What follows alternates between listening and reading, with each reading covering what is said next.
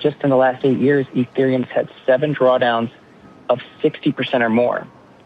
The good news is 7 of those were all V-shaped recovery. 안녕하세요, 변두루스입니다. 오늘은 온체인 데이터와 유동성 지표 그리고 정책 흐름까지 한번 같이 보겠습니다. 지금 보시는 이 숫자부터 보겠는데요. 비트마인은 현재 미실현 손실이 약 82억 달러이고 수익률로는 50% 마이너스입니다. 총 투자금 163억 달러 중에 절반이 날아간 상태이고요. 아시다시피 아직 단 한 번도 팔지 않았습니다. 실현 손익은 0이고 손실 전부가 평가 손실 상태입니다. 기관 규모에서 이 정도 변동성은 솔직히 극심한 거고요. 그런데 최근에 비트마인은 이더리움을 2만 개, 약 4천만 달러어치 더 샀습니다. 마이너스 50% 손실 구간에서 오히려 더 싸게 모은 것이죠. 여기서 질문 하나만 해보면 이 사람들이 지금 망했다고 생각하고 있을까? 아니면 이 구간을 구조는 살아있고 수급만 무너진 조정 국면으로 보고 있을까? 오늘 영상에서는 톰리가 2월 7일에 했던 발언이 유효한지, 그리고 이제 데이터, 유동성 이런 거를 기준으로 이 시장이 정말 데스 스파이럴에 들어간 건지 아니면 고변동성 조정 국면인지 숫자로 하나씩 확인해 보겠습니다.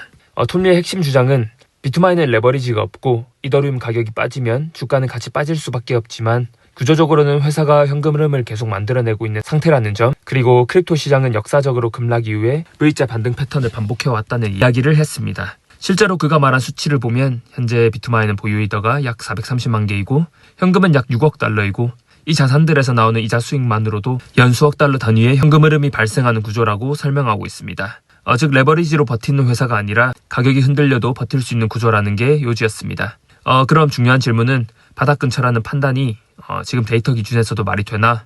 구조 지표를 한번 봐야 되는데요. 여기서 먼저 볼 지표는 이더리움 활성 주소 수, 그러니까 실제로 하루 동안 네트워크를 사용한 고유 지갑 수입니다. 이 지표는 가격이 아니라 네트워크가 실제로 얼마나 쓰이고 있는지를 보여주는 구조 지표에 가깝습니다. 지금 데이터를 보면 이더리움의 월간 활성 주소는 약 1520만 개 수준까지 올라와 있고 최근 몇 달 동안 오히려 사용자가 가속해서 늘어나는 흐름이 나타나고 있습니다. 이 중요한 것은 이 구간이 가격은 크게 조정받은 이유라는 점이고요.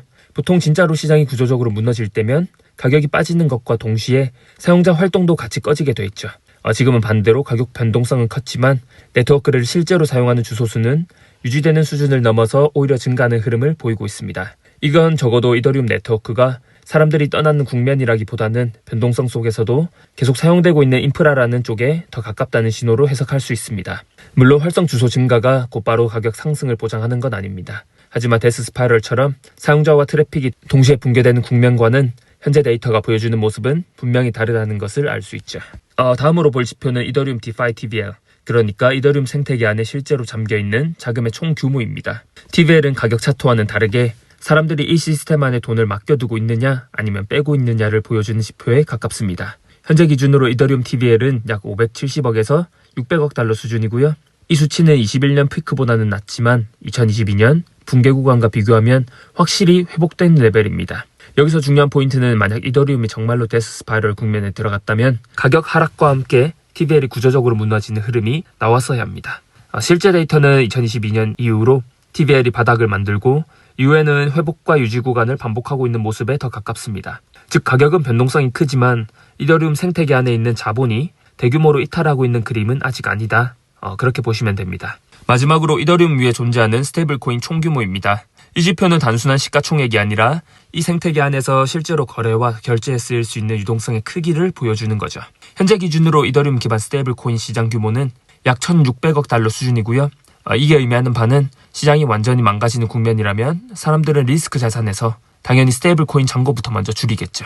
그런데 지금 데이터는 오히려 이더리움 위에서 스테이블 코인이 유지되거나 늘어나는 흐름을 보여주고 있습니다. 당연히 우리는 시장이 떠난다고 해석하기보다 여전히 이 생태계 안에서 대기 자금과 거래 수요가 유지되고 있구나 라고 해석해야 되고요. 즉 활성 주소수와 TVL이 사용자와 자본이 떠나지 않았다는 걸 보여준다면 스테이블 코인 규모는 그 자본이 실제로 움직일 준비가 된 유동성 형태로 남아있다는 걸 보여주는 지표입니다. 변동성과 구조가 유지되고 있다는 상태로 보는 게 데이터상으로는 더 합리적인 해석인 거죠. 톰리의 주장과 그 주장을 뒷받침하는 근거가 되는 지표들을 같이 보았고요. 다음으로는 이제 미국 재무장관 스콧 베센트의 이야기를 한번 보고 가겠습니다.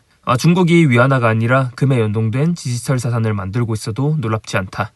그의 표현을 한번 보면요. 확실히 알고 있는 건 아니다. 다만 중국이 위안화가 아닌 다른 자산, 예를 들면 금에 연동된 디지털 자산을 개발하고 있을 수 있다는 소문들이 있고 아직 확인된 건 없지만 그런 시도가 있어도 놀랍지 않다는 이야기를 최근에 했습니다. 여기서 핵심은 두 가지인데요. 첫째로는 중국이 홍콩을 금융 실험용 샌드박스로 활용하고 있다. 홍콩 금융당국은 이미 전 세계를 다니며 다양한 금융 구조와 디지털 자산 모델을 테스트하고 있고, 이걸 통해 중국은 본토를 전면에 내세우지 않고도 새로운 디지털 자산 구조를 실험할 수 있습니다.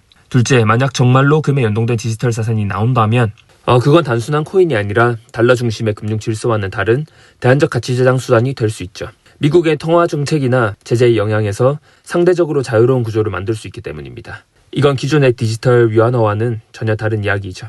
디지털 위안은 여전히 RMB에 연동된 통화이지만 금 기반 디지털 자산은 아예 통화패권과 준비자산 구조를 건드리는 문제로 이어질 수 있습니다.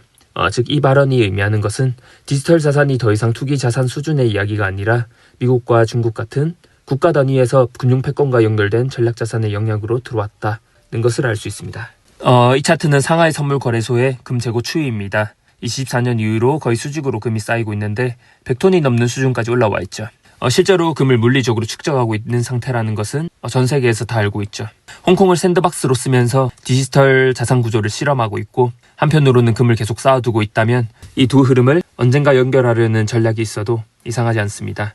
물론 이미 만들고 있다는 증거는 없는데 베센트도 그건 분명히 선을 그었고요. 하지만 적어도 금 축적이라는 현실 데이터, 정책 발언을 같이 놓고 보면 이건 단순한 음모론이 아니라 지정학적 통화 전략 레벨에서 충분히 나올 수 있는 시나리오라는 건 분명합니다. 그리고 같은 자리에서 베센트는 디지털 자산 시장 구조를 정비하는 클래리티 법안의 중요성도 다시 한번 강조했습니다. 이 역시 미국이 이 시장을 막는 방향이 아니라 제도권 안에서 정리하고 관리하려는 방향으로 가고 있다는 신호로 볼 수 있습니다. 정리하면 지금 크립토와 디지털 자산은 가격만 놓고 볼 문제가 아니라 지정학, 통화 시스템, 금융 패권이 같이 엮여 들어가는 단계로 넘어가고 있습니다. 이 흐름 자체가 이 시장이 단순한 유행이 아니라 국가 전략 레벨의 자산군으로 격상되고 있다는 신호로 볼 수 있죠. 지금 이 슬라이드에서는 톰리와 비트마인이 최근 변동성 속에서도 이더리움을 추가 매집했다는 사실을 보여주고 있습니다. 먼저 팩트부터 보면 최근 몇 시간 사이에 약 2만 이더, 금액으로 약 4,200만 달러 규모의 이더리움이 추가로 매수됐다는 온체인 내역이 확인됐습니다. 시장 분위기가 흔들리는 와중에도 비트마인은 포지션을 줄이기보다는 오히려 늘린 선택을 한 겁니다. 여전히 구조적인 가치에 대한 베팅을 유지하고 있다고 해석하면 될 것 같습니다.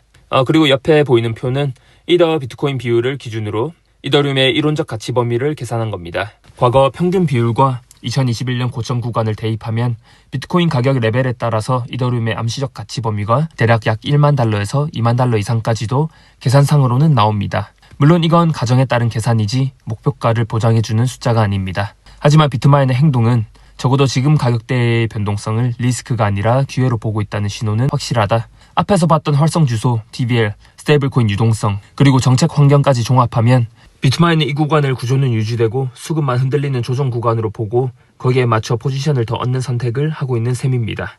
정리하면 시장은 여전히 변동성은 크지만 톰리와 비트마인은 구조 쪽에 베팅하고 있다. 추가 매집은 그 판단을 행동으로 보여준 사례이다.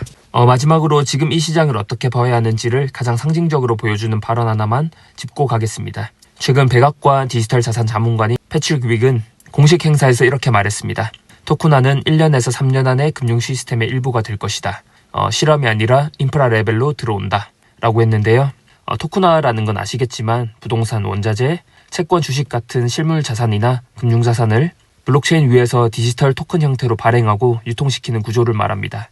이렇게 되면 결제는 더 빨라지고 중간 단계는 줄어들고 그동안 유동성이 묶여있던 자산들도 거래 가능 자산으로 풀리게 됩니다. 그리고 중요한 건 이게 이제 업계 사람들만의 얘기가 아니라 미국 정책 라인에서 공식적으로 방향성을 얘기하기 시작했다는 점을 알 수 있습니다.